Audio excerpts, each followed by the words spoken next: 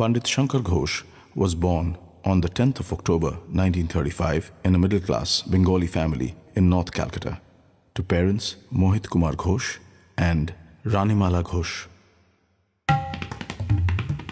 From an early age, Pandit Shankar Ghosh learnt tabla from renowned gurus like Pandit Sudarshan Adhikari, Ustad Feroz Khan Sahab and Pandit Anathnath Bose. আমার দিদি মীরা খুব ভালো গান করতেন।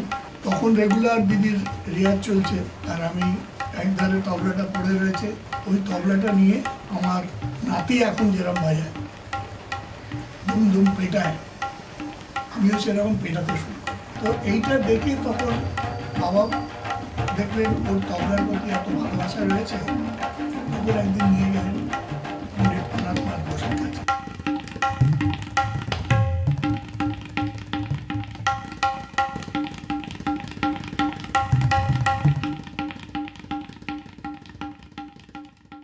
The real inspiration in his journey in the world of tabla came from his final guru, the great Pandit Gyan Prakash Ghosh.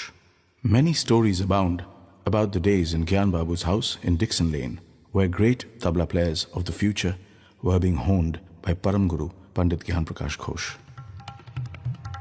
Pandit Kanaidat, Pandit Shamal Bose, and of course Pandit Shankar Ghosh were part of a troika of professional Bengali tabla players who established themselves in the 1950s.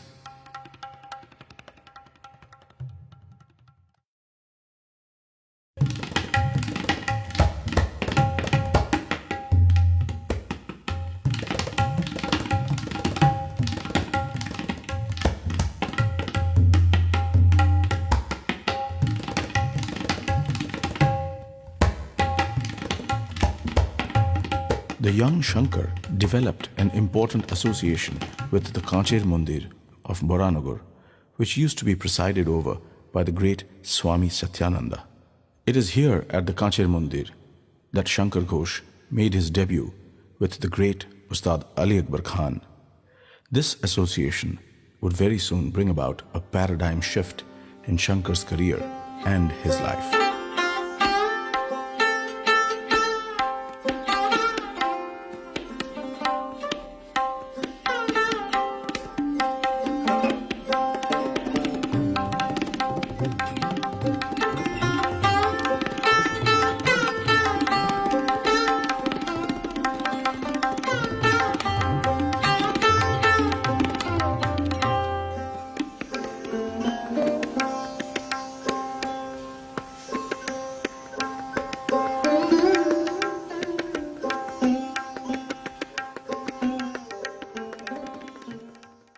In the year 1964, Shankar married Sanjukta, a simple girl with dreams of becoming a professional classical singer. আমি ছোটবেলা থেকে গান করতাম, তো যখন আমার 11 বছর বয়স তখন আমি ডিকসন লেনে পণ্ডিত জ্ঞান প্রকাশ ঘোষের বাড়িতে একটা স্কুল ছিল, তো সেখানে আমি শিখতে যাই প্রসূন বন্দ্যোপাধ্যায়ের কাছে, পণ্ডিত প্রসূন বন্দ্যোপাধ্যায়, আর ওইখানে আমার হাজব্যান্ড তখন তবলার টিচার ছিল। Subsequently, in 1966, a son was born to them, Bickram.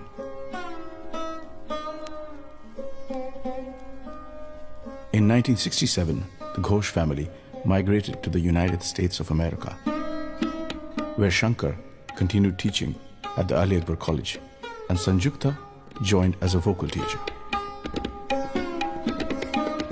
The next few years saw the family settle down comfortably in the Bay Area in America, and from a traditional Bengali lifestyle in Kolkata, they adapted to the American way of life. The change of cultural milieu would be an interesting reference point for the family in the years to come. The period spent in America would be very important for Shankar's development as an artist and as a person.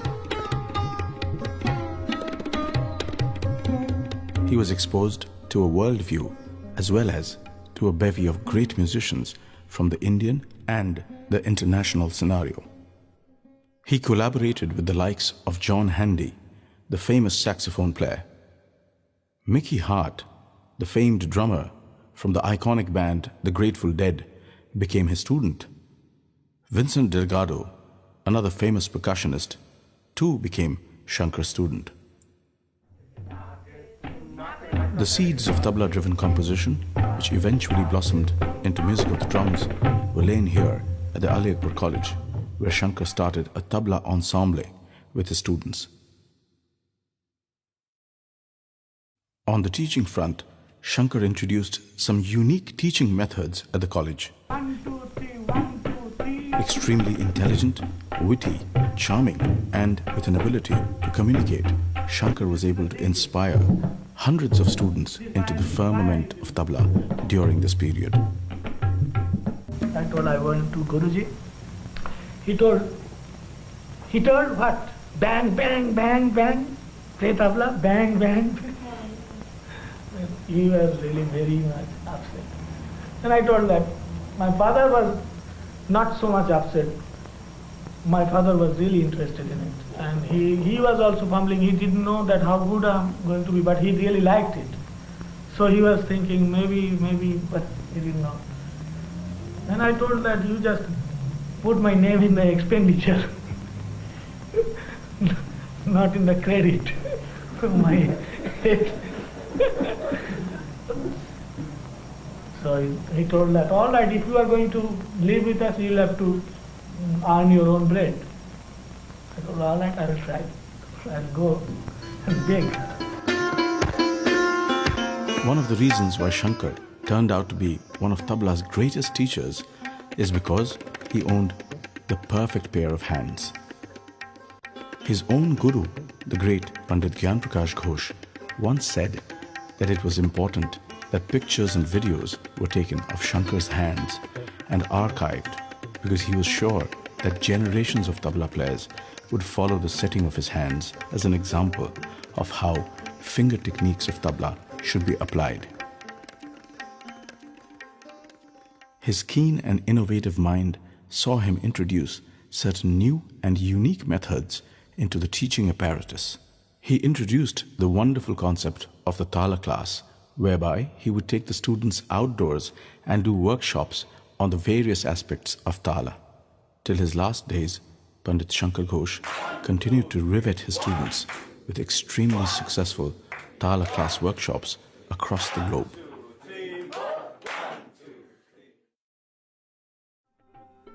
This vibrant period saw the duo of Ustad Ali Akbar Khan and Pandit Shankar Ghosh perform some historic concerts worldwide. As with Pandit Ravi Shankar and Ustad Allah Rakha, the duo of Ustad Ali Akbar Khan and Pandit Shankar Ghosh did much to propagate the cause of Indian classical music in the West during this period.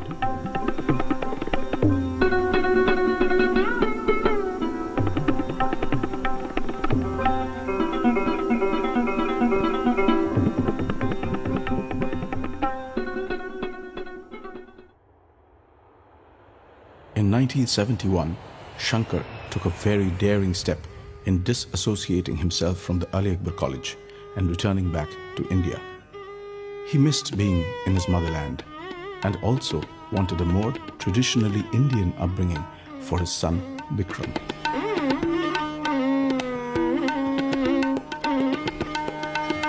His position at the college was first filled by a very young Ustad Zakir Hussain and later by Shankar's talented nephew, Pandit Swapan Chaudhary.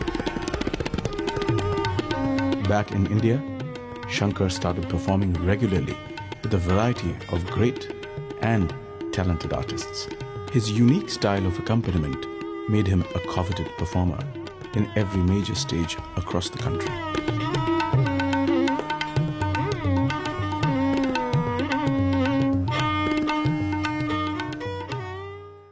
He continued to play with Ali Akbar Ji as well in and around India. A memorable tour of Bangladesh ensued in 1979. Around this period, Shankar recorded several memorable long-playing records which have become part of the Hall of Fame of Indian classical music. Amongst these is the famed Darbari Kanra recording with Ustad Vilayat Khan. Here, Shankar introduced the concept of opening the gut with a tukra instead of an uthan. The kritikta, kritikti, tukra and the following sitar khani theka are considered to be one of the high points of tabla accompaniment in the history of the instrument.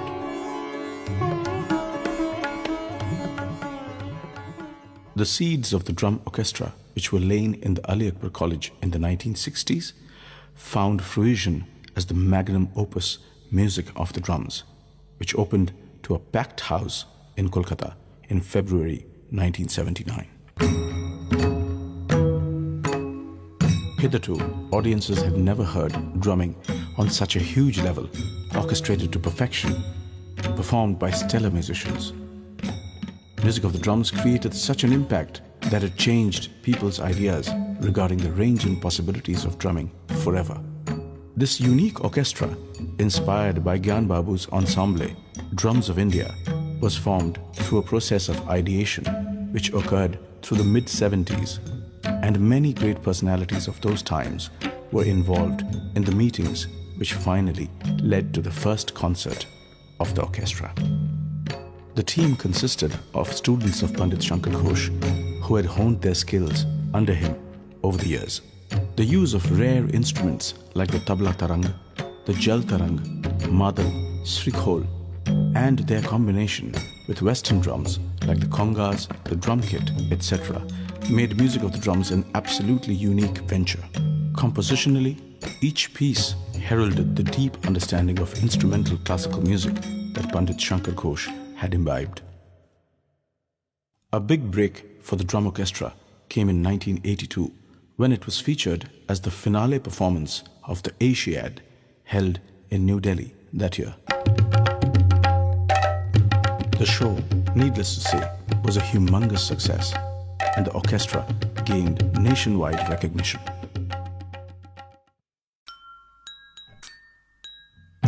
In 1990, a very important tour of the United Kingdom saw the orchestra, now rechristened the Calcutta Drum Orchestra, perform across Britain at various venues. The tour was organized by the Asian Music Circuit.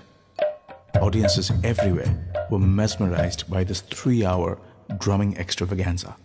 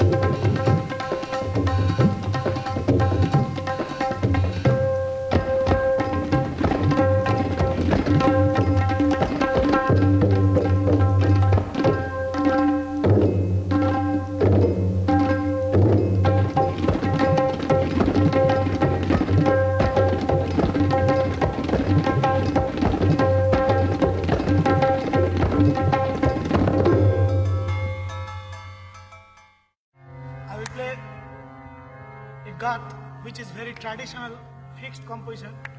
It is a practice to play some fixed compositions in between theme and variations.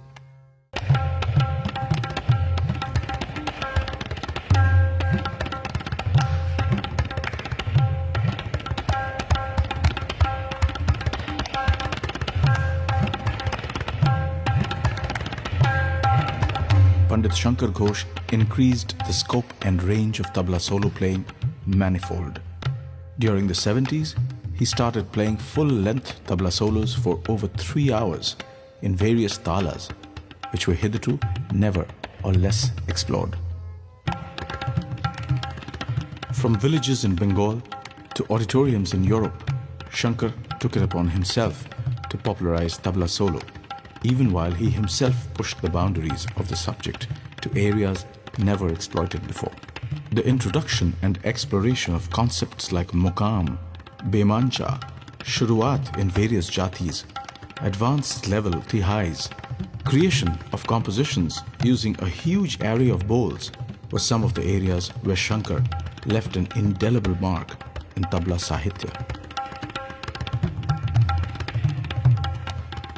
The telling of stories associated with compositions, exploring the various rasas through his playing, and never fearing to tread the path of spontaneity were pivotal features of Shankar's tabla solo concerts. It is not an overstatement to say that the subject of tabla solo playing achieved greater heights than ever before in the hands of Pandit Shankar Ghosh.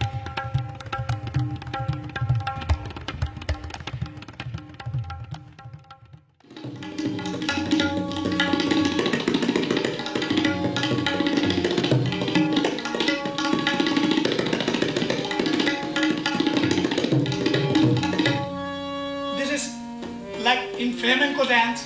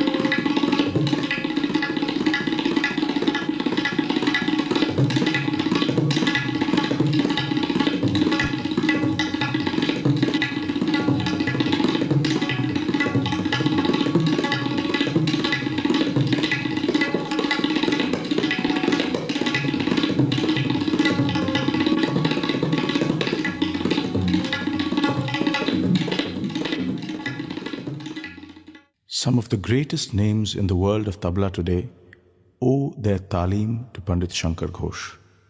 The legacy he created is almost unparalleled in the world of tabla. Pandit Shankar Ghosh started teaching at a very young age and continued to do so with unmatched sincerity throughout his life. In later years, he had institutions in France and Germany where he taught regularly. 1, 2, 3, 1, 2. He also taught in the United Kingdom, and many of his students from these lands are today successful performers. Always you will have to recite. That is the prime thing. Besides teaching in Kolkata, where he lived most of his life, Pandit Shankar Ghosh also taught in several other cities throughout India. I want to say 3 in 5. I want to say 1, 2, 3, 1, 2, 3, 1, 2, 3. And what I have to recite is 5. 1, 2, 3. 1, 2, 3. The incredible insight that he had into the psyche of the students is amply demonstrated by the success rate of the professionals he honed.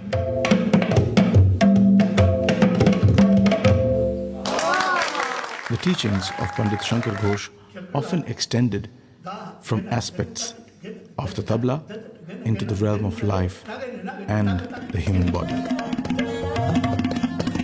You see, there are 2 points. One is to learn, and then another is to perform. He saw them all as interconnected.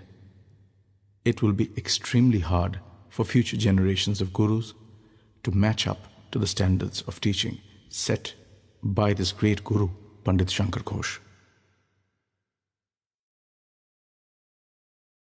To the very last day of his life, Pandit Shankar Ghosh worked tirelessly as a performer, a guru, and an experimenter.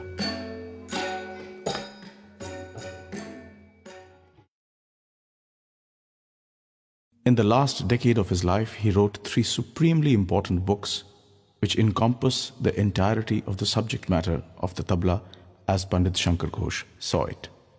The importance of these books for students of tabla can never be overestimated. Brilliantly envisaged and written, Shankar Ghosh packed every possible information, analysis, and creative possibility related to the tabla into these 3 books titled Anadha 1 and 2 and The Sutra of Tihais. Pandit Shankar Ghosh continued to teach in India and abroad right to the end. He also continued to experiment with drums throughout his life.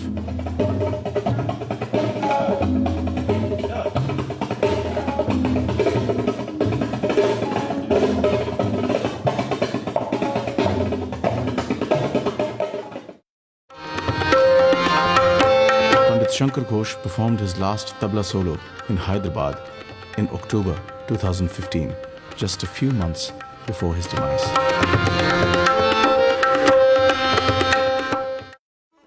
What he contributed to the subject of the tabla is matter for research for several generations of students and professionals. His entire life was dedicated to the subject he lovingly took up for his own as a child. He will be remembered every time the tabla is mentioned on this earth. He is an example of a life spent with the utmost sincerity in the service of rhythm. His grand life work has rightfully earned him a place amongst the stars to continue shining forever bright. Learning, I started at the age of 6. And performing, I started at the age of 18.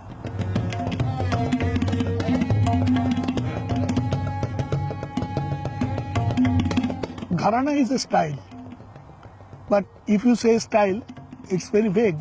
That what is a style? So, what will be accepted by the audience, accepted by people, those who love music, that is a gharana. You have to have a stamp.